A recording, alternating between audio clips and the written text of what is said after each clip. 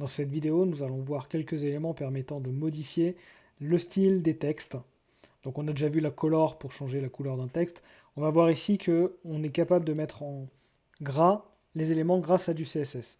Donc je vais créer une nouvelle classe, je vais la mettre tout en bas, je vais l'appeler bold, tout simplement, et je vais écrire font-weight pour mettre en gras. Donc ici je peux dire bold.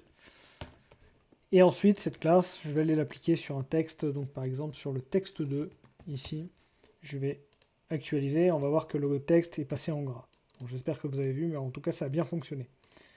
Nous avions également vu le font size pour augmenter la taille d'un texte, donc on l'avait fait pour les H2.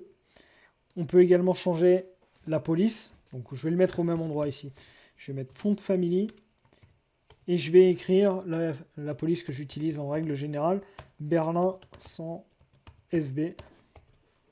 Voilà. Et je vais la renommer quand même cette classe. Je vais l'appeler texte perso. Et je vais aller le changer ici. Et je vais en profiter également pour mettre un font size un peu plus grand, pour qu'on y voit quelque chose. Je vais mettre en 30 px. Et je vais pouvoir actualiser. Et là, on peut voir que notre texte a bien pris toutes les propriétés du font size, du font weight et du font family. Avant de passer à la prochaine vidéo, également, je vais vous parler un petit peu des tailles qu'on définit. Donc pour le moment, je n'ai utilisé que des pixels. Il existe également d'autres unités pour appliquer des tailles aux éléments. Donc ici, au lieu d'une taille de 30 pixels, par exemple, je vais pouvoir définir une taille de 3 EM. Et on va regarder ce que ça donne. Voilà, j'ai actualisé, donc ça fait cette taille-là à l'écran. Donc c'est une taille qui est proportionnelle à la taille de l'élément parent. On peut également définir des tailles en pourcentage. Donc on peut le faire sur un margin, par exemple un margin left, ici on avait défini 50 pixels, on va pouvoir le changer, on peut écrire par exemple 20%. Et quand on va actualiser, on va voir que l'élément ici s'est décalé un petit peu plus.